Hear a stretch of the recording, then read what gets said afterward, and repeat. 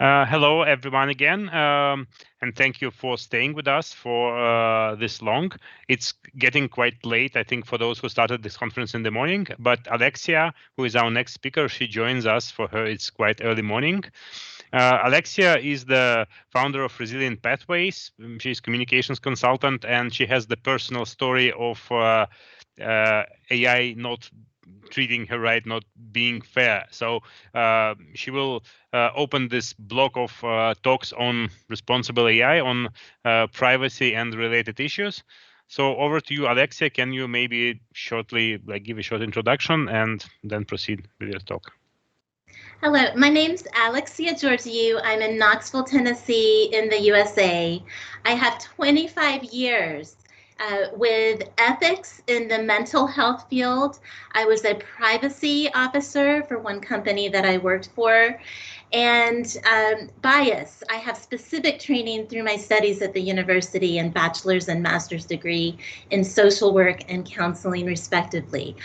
So the one medical ethic is do no harm. And how can we apply that to AI? Our outline today, I'm going to tell my story. We're going to identify what is artificial intelligence and the story it tells. Facial recognition, how it's being used. Fairness, the gadgets, and some resources. Okay, so I went to a country 7 years ago and I was joining a tour. And I like to travel independently, so I bought my plane ticket to arrive early and leave after the tour and visit another country before I came home. So it was a 3-week trip. And as I was leaving alone, I walked in the airport and I had traveled light because when I travel independently, I take public transport. So here I was with my backpack and a small roll away luggage. So it was probably half the size of what you normally see someone carry. And all of a sudden, 5 military police surrounded me. They questioned me for 20 minutes. The questioning was about traveling light. Why did I only have one sweater? What was the weather like where I was going next? And we kind of were going in circles. I was very afraid, but I wasn't showing emotion because I knew if I reacted, then they might put me in handcuffs and take me somewhere further. And then finally, one of the men looks at me straight in the eyes and he says, "Do you not understand? We think you're going to blow up the plane." So at that point, I almost laughed in his face, but again, very constrained with my emotions. And they let me go my way. So I'm going through security, and it was just interesting that I had this nail file. I had flown to this country from the US through Europe with this nail file, and now it was a problem. So they lectured me, took the nail file, and let me get on the plane. The next country I go to, I enjoyed a week relaxing. As I'm about to leave, I wanted to get something that's fresh in that country that you can't find elsewhere to eat for lunch on the plane. And so here I go, walk in the store with my backpack and small rollaway luggage. And they said, we would like to look through your luggage when I was paying. And I said, no, you won't, because you have not seen me do anything. I haven't opened anything. And so there was my privilege right there. And I walked out and went to the airport and flew away. So if you have been treated suspiciously, I would like for you to put in the chat, yes. And we will be taking questions from the chat. If we run out of time, I will be personally going through the chat afterwards and interacting with you. So what are the facts? We always need to look at facts. I traveled to another country and I was profiled as a terrorist. I have no criminal record. I was leaving the airport alone with light luggage for a 3-week trip. And my family is from a country that has conflict with the country I visited. The only way they would have known that is profiling me through facial recognition, because I had not even reached the counter. Now you may be asking, what country is this? It doesn't matter what country. This is happening in every country. And the country that I live in, I am not treated suspiciously. I'm a white woman. And what would my life be like if I was treated suspiciously in my own country? So I have a taste of what it's like, but I do not know what it's like every day. And many people live like this. So what is artificial intelligence and the story it tells? In 2016, Google's AlphaGo played the best players. This was AI playing the best players in the world of the game of Go. This is an ancient Chinese game. This is the world's most complex game, and this is how we learn strategy. And so when the game of Go not only beat the best players in the world, but also came up with original moves that nobody for centuries had come up with, the world turned their head and said, wow, you know, there's something going on with artificial intelligence. So AI works best with big data, and we know that. So we are the data, we are the code.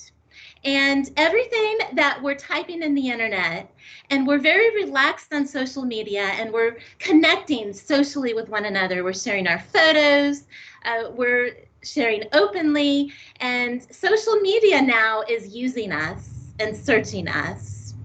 A lot of our data is being sold, and that's without our consent. And so we thought that we were using social media and searching it. And what we're learning, and one documentary that talks about this, is the social dilemma. When something is free, we are the product and not the customer. We also learned in a recent Senate hearing in the USA that one of the social media giants is tracking users across the internet. And this is only beginning to be talked about in our government because there are no laws. And that's why it's so important to talk about ethics, and for companies like Microsoft is doing to be proactive and to make the ethics of AI a priority and to be intentional about it. And so during this Senate hearing, the senators were meeting with CEOs from two of the top social media giants here in the USA. And at the end, they said, okay, this is like the Wild West. You've done whatever you wanted to do. We haven't regulated, and we need to work out a plan. And one of the things that was identified is that users on this one platform are being tracked across the internet. Now, I'm going and using this platform. Why are you tracking me across the internet? Everything, all the emails I'm sending, the private correspondence. So that's what AI is collecting: our thoughts, our desires, our dreams, our private thoughts. AI knows who our friends are. So everything is valuable. All data is valuable, from what we post, that we post, how we post. So is it see you later, or is it see you at 6:30 tonight? I'm looking forward to our dinner. So this is contributing to our predicted value. AI is deciding who we are. AI is using the information to tell the story of us. Have you noticed the ads are more specifically targeting us? An example, due to the pandemic shutdown, I was on the internet online a lot more. My eyes started getting strained, and all of a sudden, I'm seeing these ads targeting me for eyeglass frames. Well, I thought, yeah, I need to have my eyes checked. I had my eyes checked, and I ended up buying these glasses. So these glasses, when I first looked at them, were a certain price. But when I put in what's the price for progressive lenses, the price went up. And so then on the social media targeting ads, I would see that the price also changed for these pair of glasses. So that was very specific targeting. Have you noticed when you go on any site on the internet that there are recommendations? So if we're following a streaming service to watch something, recommendations, and that it's nudging us to follow. So it's really important to keep that choice. We have a choice and we have a voice. Okay, emotional contagion, it's something that's studied in psychology. Have you noticed that your emotions are affected by other people? Specifically, if someone is in charge of a meeting and the way that they're speaking definitely affects the group. So pay attention to that because digital emotional contagion is also very contagious. In a study, Facebook manipulated which posts showed up on the news feeds of 600,000 users for a week. The results: people were more likely to use positive words in Facebook posts if they had been exposed to fewer negative posts throughout the week. So we definitely are influenced emotionally by our interaction online. Okay, so facial recognition. In China, citizens in certain parts of China are paying with facial recognition.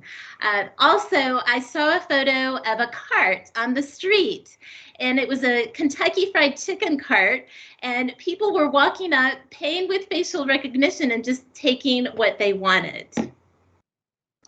So facial recognition is defined as the technology capable of verifying or identifying a person from a digital image or video footage from a video source.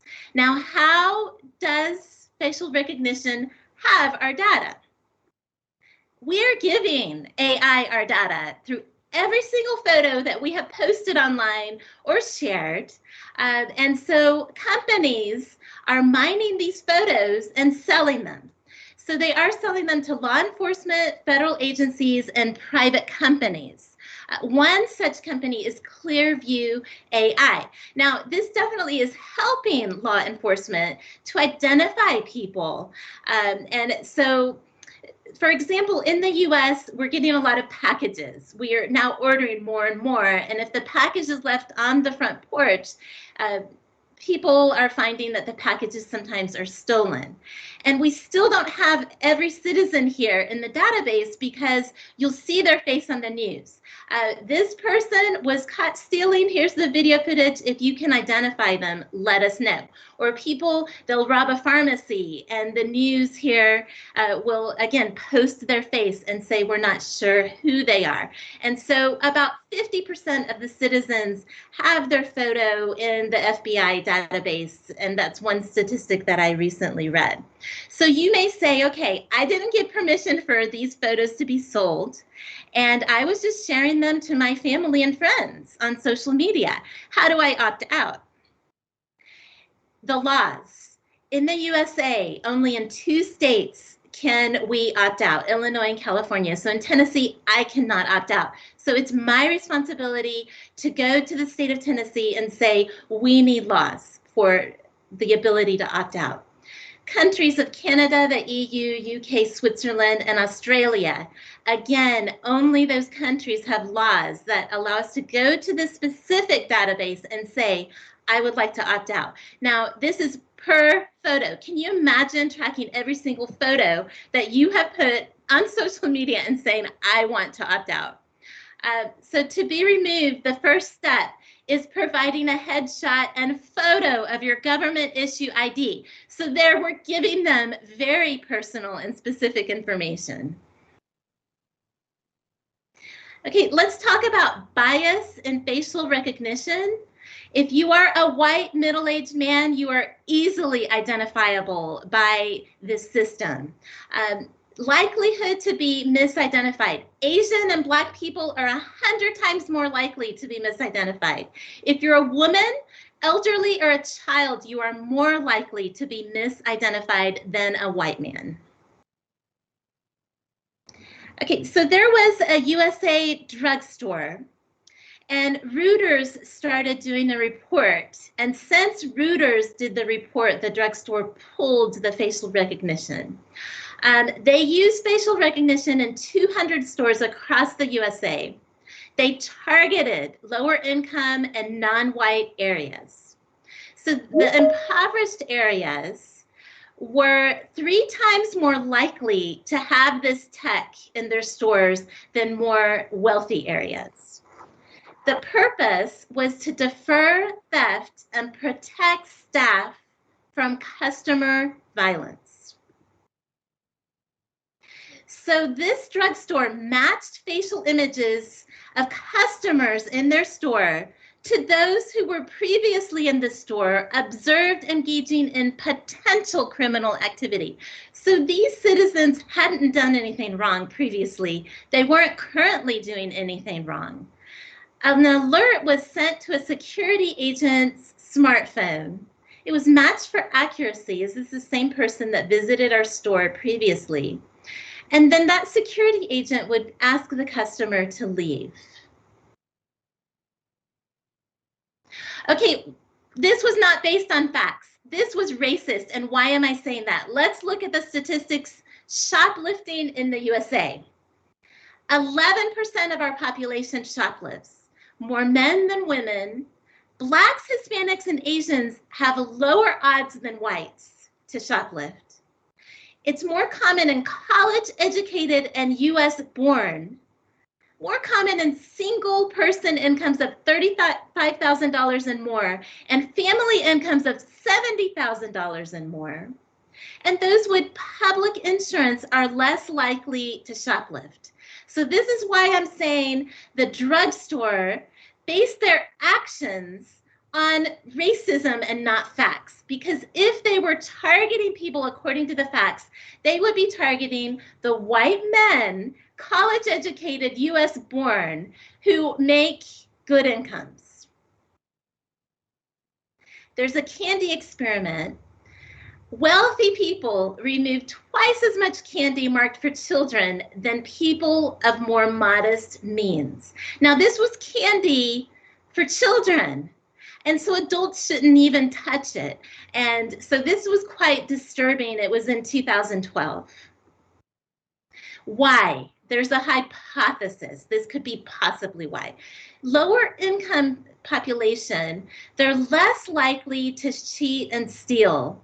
They're more invested in their communities, and they fear being publicly humiliated because they probably will be publicly humiliated more so if they're caught in the act of stealing than a wealthy white man.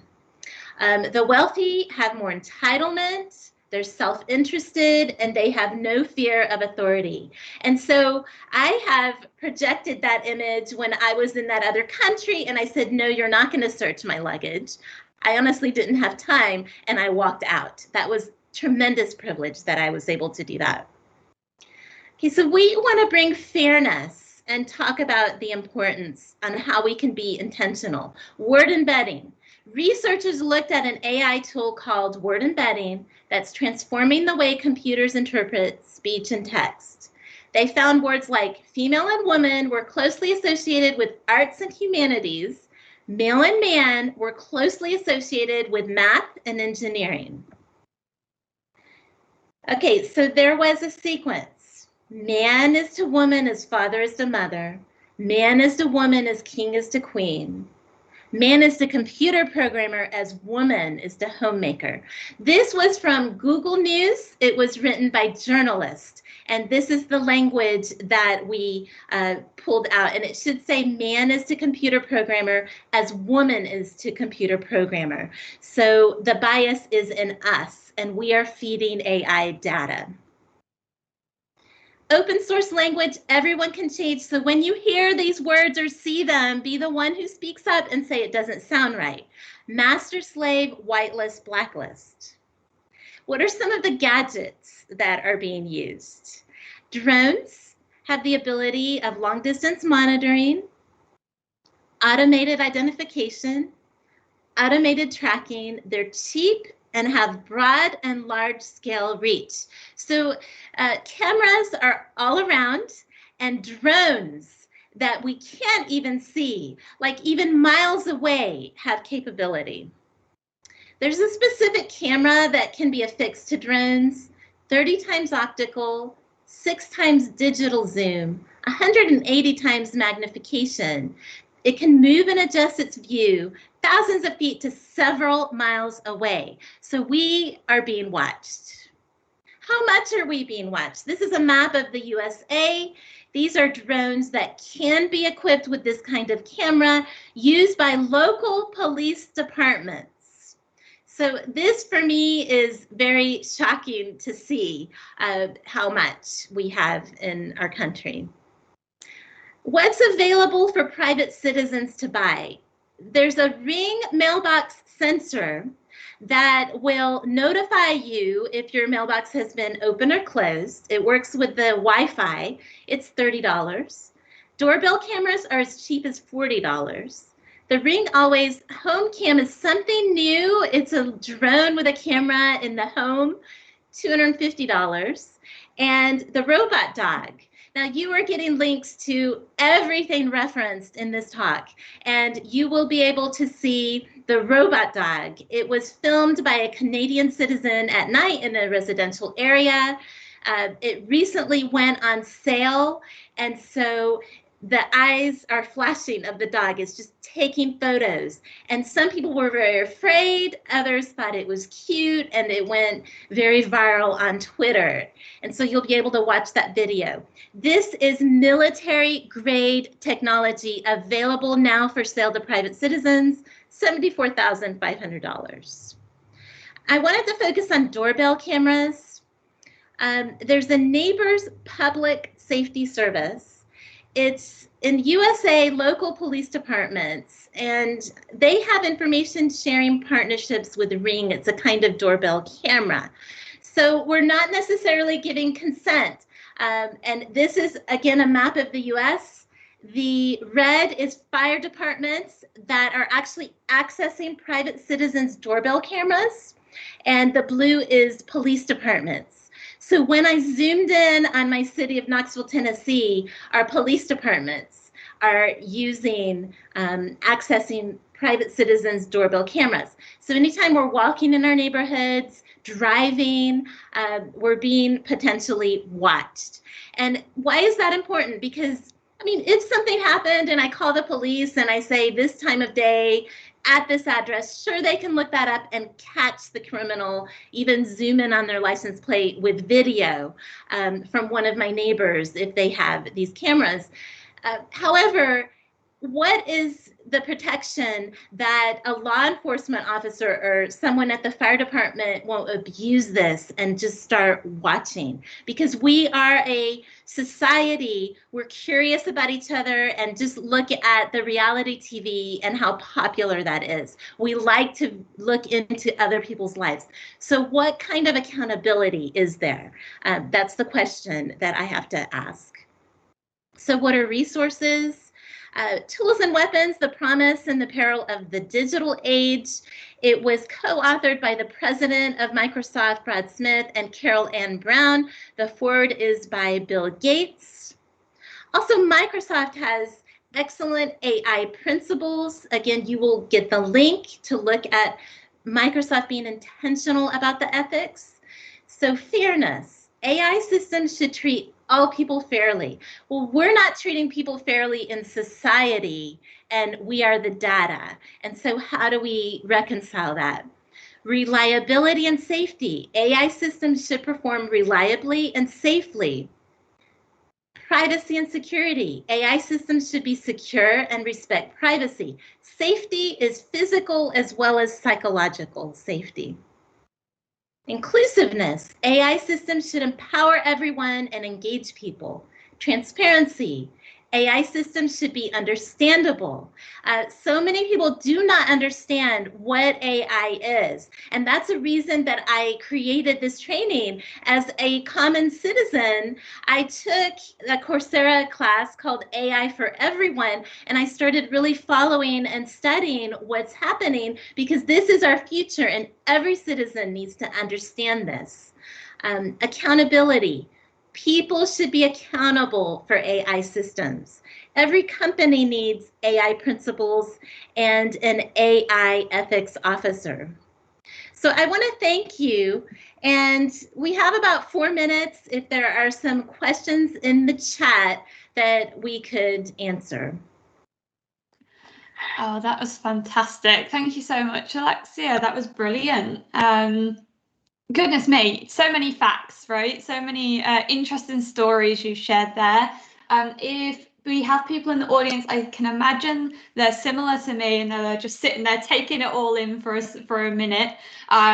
However, I would like to ask you a little bit about some of your top learning materials. You mentioned you'd been on some online courses. What would you recommend as the next step for everyone in the audience? So the next step in the resources is specifically to look at the open source, because anyone in the technology field can begin flagging the words and the terms, and to begin challenging it wherever they are and creating change. It's up to us to be the voice and to take action. We can't wait for someone else to do it. Yeah, I love that. I love that idea that once you're watching these things or reading books, you mentioned the Tools and Weapons book with Brad Smith and Caroline. Yeah, I've not actually had a chance to read that one. That one needs to get on the bookshelf very soon. I'll be on Amazon later. And yeah, and like once you start taking some of that in, I think you see these things a little bit more. I think sometimes if you don't necessarily know things are happening, or you're not, you know what, like none of us get it right all the time, do we? And so actually being able to have that trigger where you go, oh, I've read something about this. We covered the FATE framework, the fairness, accountability, transparency, and ethics very briefly at the start. And one of the things was kind of just this set of questions that was, you know, we should ask ourselves about this when creating AI solutions. A lot of our students on the call will be quite new to AI. Is there any advice you have for them to build unbiased or fair AI? So AI is new to all of us. Even Google had to be trained. So the instructor on the AI course that I took, he actually trained Google. Even though you think, oh, Google, you know, they know. So yeah, I mean, it's new for all of us. And so if I can study it, I think everybody can study it and just learn and watch the news, because articles are coming out and it's not being carried by mainstream media so much, but so much is happening during this time that we're not realizing. So I'm giving a whole page of links that gives just plenty to read about. And honestly, if I can understand it, I'm not a technical person. I tried to take an applied AI course to build a chatbots for my website, and I had to back away because the language is completely different and I couldn't comprehend it. So if someone like me with a social science background can understand AI, anybody can understand AI. Yeah. Love that. Well, thank you so much, Alexia, for your time. We are at the hour now, and so we are going to keep on this theme with our next speaker. But Alexia, thank you for sharing all that data, all that insight. It's been an absolute privilege to have you. Thank you. Thank you very much, Amy. Okay, just a quick one before we move on to the next session.